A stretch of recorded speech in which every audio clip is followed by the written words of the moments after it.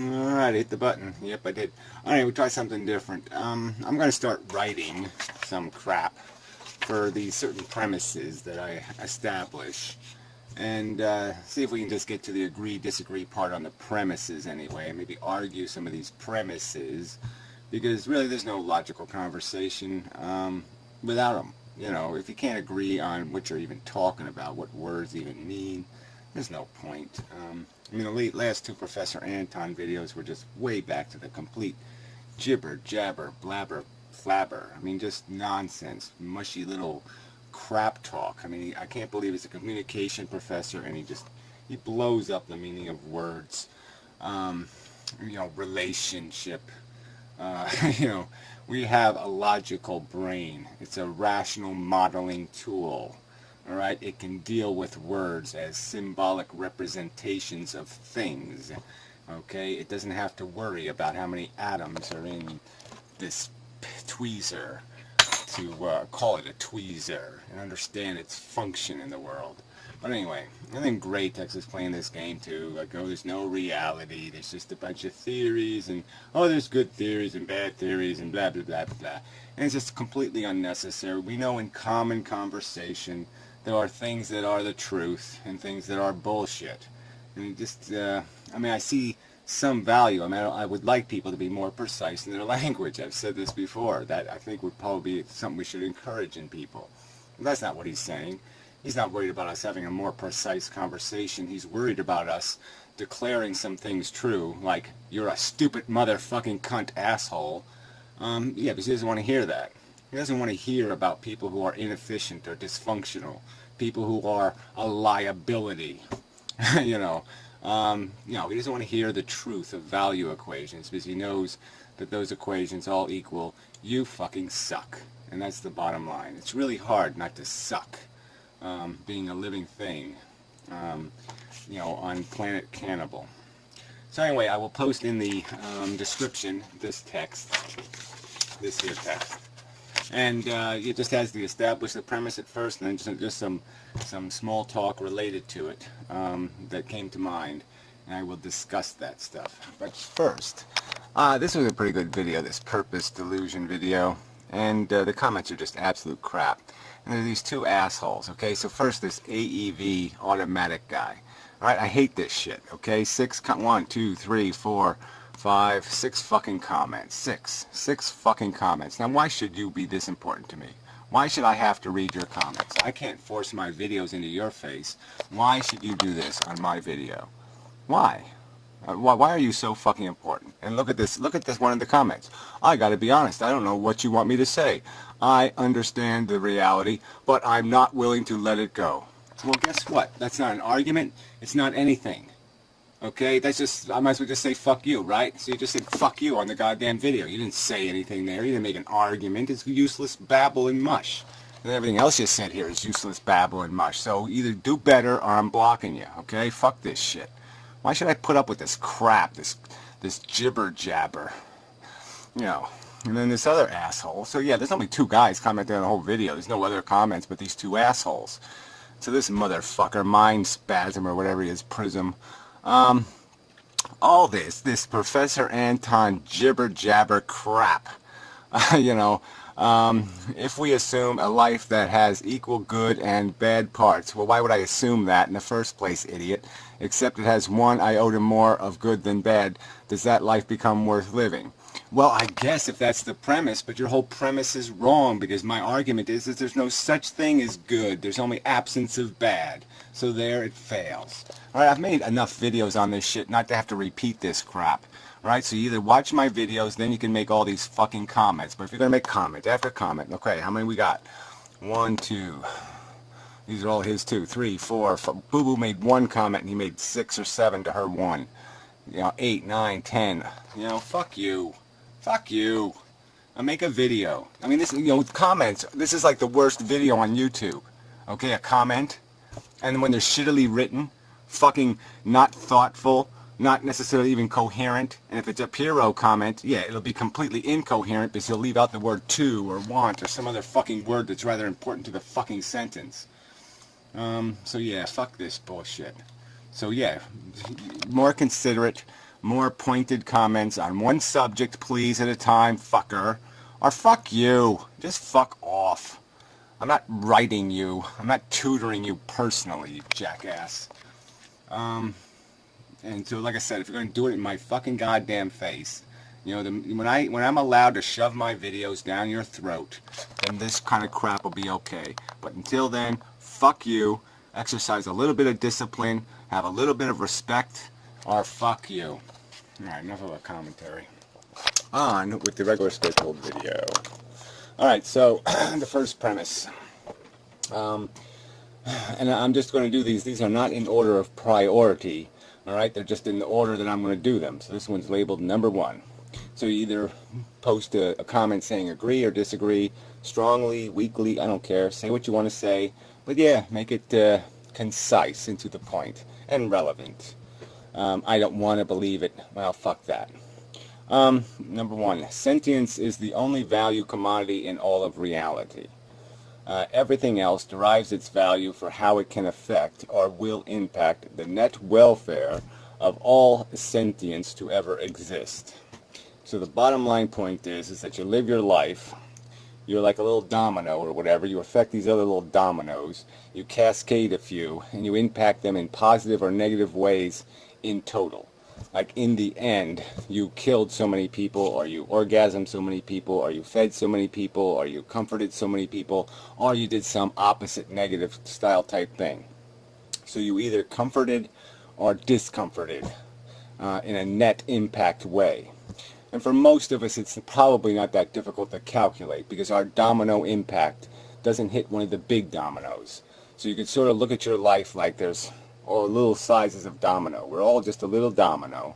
And we have this circle of influence where the little dominoes hit. And then there's big dominoes, like World War II, or presidential election, or some other thing, and that's a big domino. And then there's really huge dominoes, like evolution and, you know, the creation of a thinking mind and all this other kind of crap. So you have these levels or scales of domino impact.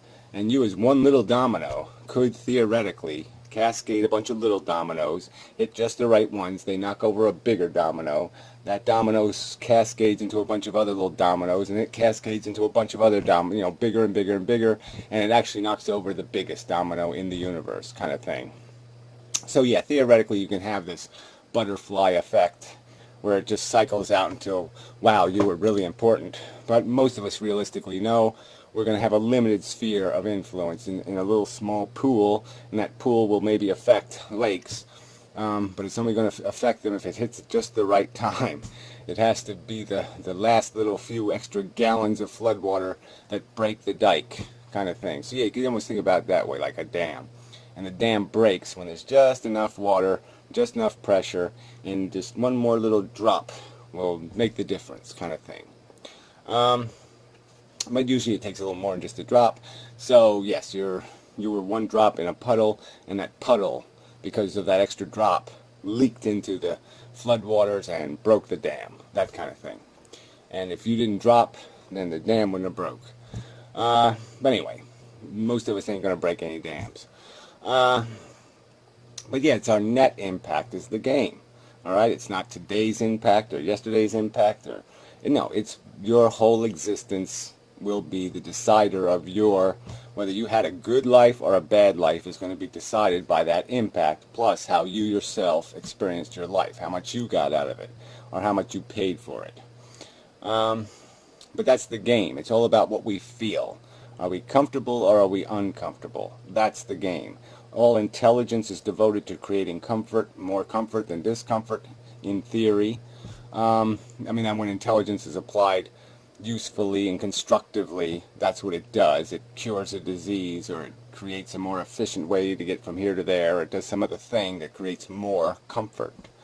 And every bit of everything else is all made out of money is comfort. Everything's comfort in some way. It has to, or discomfort, and that's how we decide its value, whether it's a good thing or a bad thing, whether it's worth $10 or $100.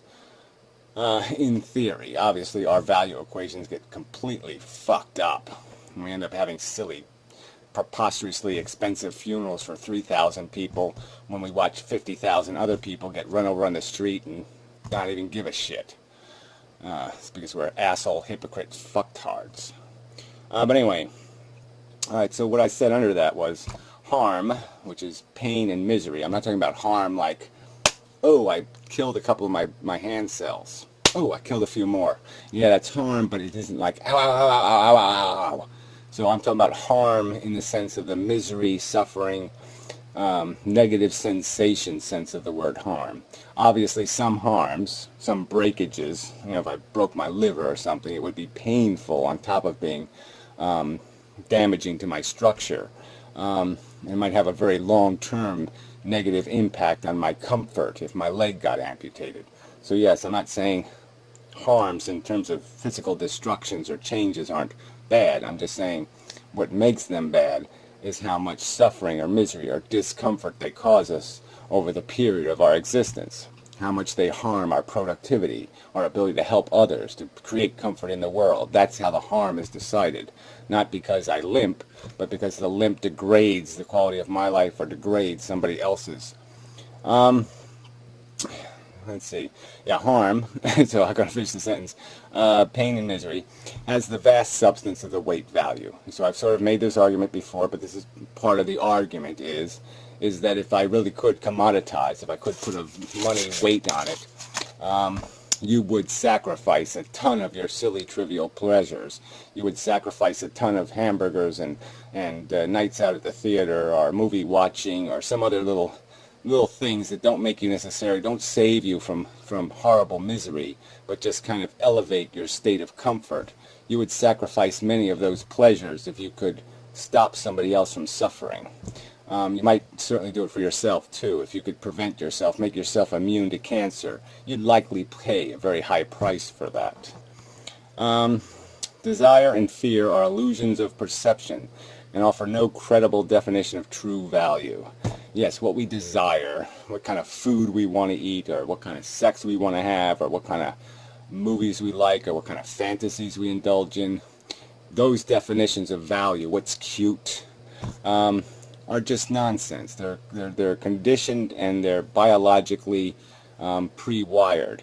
They have no credibility. They're not intelligently designed standards. They're idiot standards. They're stupid standards. They're circumstantial standards. They have no meaning. So when you say, I would pay $10 for that tuna sushi, it's a stupid value equation. It's only in your head. It's a delusion of that individual's perception of value. And somebody else could say, I like to eat a bowl of rice just as much as he likes tuna sushi. Or I'd rather have somebody stick a nail in my head than eat that shit. But anyway, it's just crap, okay? I mean, fear and desire are crap. They're just crap. As definitions of value. Reoccurring desires like hunger and sex drive have no parallel fear opposite. So the point is here is that we have these attractions that reoccur in us. Like every day we get hungry. Every day, for some of us, every 45 minutes or so. Yeah, we, thoughts of sex or interaction or love or some of that flies through our brain and kind of gets our eyes moving in some direction. Where fear doesn't really have that component. There's no reoccurring fear that crops up every day and has the same kind of mechanism where you've got to feed it, that you've got to somehow comfort that fear every single day. So when people kind of try to compare these emotions and call them dualities or yin and yang or some other kind of crap, it's crap. They're not opposites. They're not a duality. They're different. They're different things, and they function different to the biological mechanism of our sentience. All right, attraction may well be the absence of repulsion.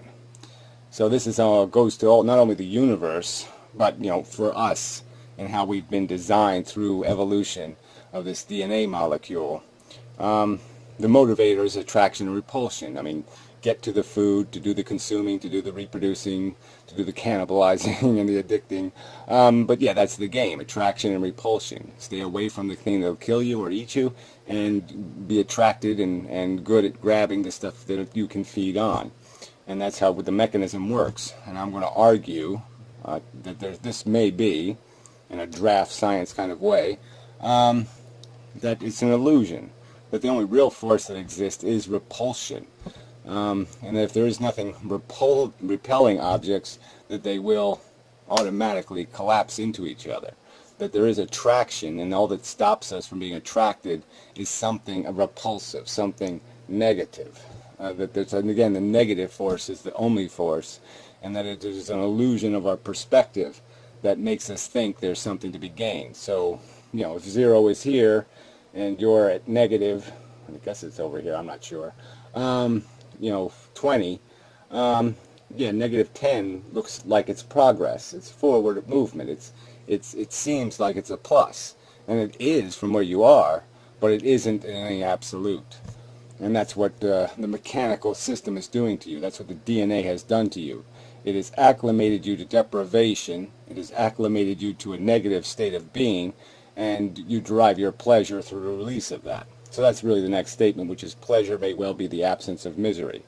And I think I can argue this pretty well, that you gain this ego gratification, pleasurable sensations and feelings because some threat to your status has been eliminated. You succeeded at doing something. You now have some superpowers. You know, you took an underdog energy pill kind of thing because you had a victory. It's given you confidence, given you power. You take some cocaine, very much the same kind of effect. It does this ego boost, this I'm in control. I'm in sync with the universe. You know, I can manipulate the forces with me. Those kind of sensations fill your psychology. And what they are is the removal of the negative sense of I'm a failure, I'm an asshole, I suck.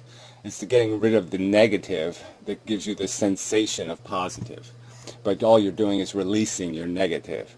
That's what you're doing when you're experiencing comfort or pleasure, is you're releasing physical negatives and psychological negatives. Alright, so then I just listed some common pleasures, and you know, when you try to list them, it all sounds like mush. Yeah, okay, we like to be hungry and satisfy the hunger. Yeah, hard to argue with that one, except that it is just a preoccupation. It's a psychological phenomenon. It's injected into you, so it is just clearly an addiction. You know, there's no rational force there.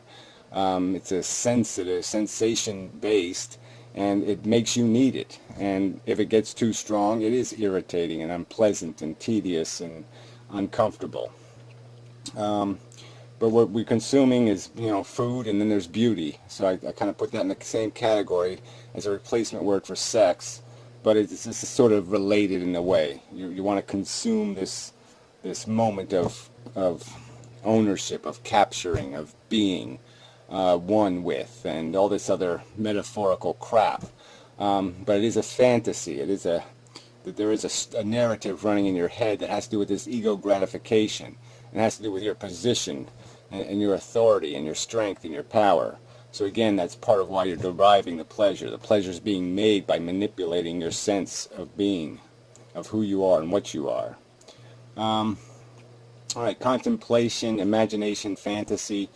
You know, again, we spend some time reading books or watching a movie or seeing somebody do something really nice, and it just gives you a moment of contemplation or where you're pleased. But again, it's a narrative story. That's why it feels good. It's because there is a narrative tied to it, and in that narrative, ego positions are improved when your friends gain power, or when your things you associate with yourself gain victory. These give you an ego boost. When you see somebody else just like you win, that gives you confidence. It gives you hope.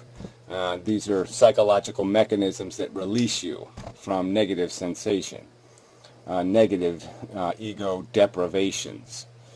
All right, so ego gratifications, victories over ugliness, evil, bad, meeting expectations, victory over impediment. That's pretty much it. Victory over impediment. I mean, we are built to be prepared to fight in a world. That's how the DNA has created us, and so we can perceive the impediments ahead of time. We can know they're in the world, and so anything that makes it possible for us to see a way through, you know, a way to outfox the fox, a way to get around, to get, you know, when we see the field open up, this is a gratifying feeling, like a football player sees the other guys push everybody else out of the way, and he sees this opening he can run through.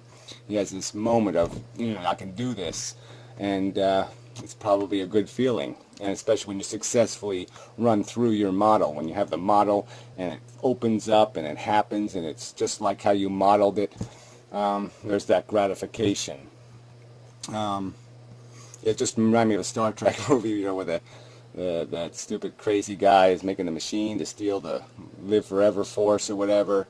And he has this thing where he has the simulation running of the thing, and it's like he's all happy because the simulation is so perfect. And yeah, I mean, it's just that sense, like when things are happening the way your narrative wants them to happen, again, you get this boost, you get this sense of relief, because now all these tensions and these sense of fear and foreboding and worry are you're released of them, and now you're free. Okay, so ego status, feeling good about one's strategic position in a naturally competitive artifact. So yeah, this whole ego thing, we got it because we existed in a competitive environment, not only within our families or our social group, but within this natural environment. And so we had a position. We needed to be competitive, and being competitive is understanding strategy and understanding what the other players are doing, what the other pieces are moving, and you gain power and authority through your victories, through conquering, through managing, through gaining. And if you're able to do that, your strategic position improves. You get on top of the hill and you can see down on it, and now it's easier to control and it's easier to map your way through. All these things, all these ways of gaining advantage, and it's really all about just building up your ego, building up your comfort with your position on the board, taking away the fear, the worry of cancer, the worry of this happening or that happening. You get rid of all these little worries, and all of a sudden the game is fun because the impediments are disappearing. But if you're doing it just through delusion, then I'm going to argue you're going to fail at this first premise, which is your impact on the world is going to be shit, because all you're going to be is a selfish asshole. So anyway, long enough video. So anyway, I'll do some more of these. So that's number 1. I'll just call it something like agree or disagree. Number 1. Yeah. Alright, another series that I probably will discontinue because nobody's going to say anything useful.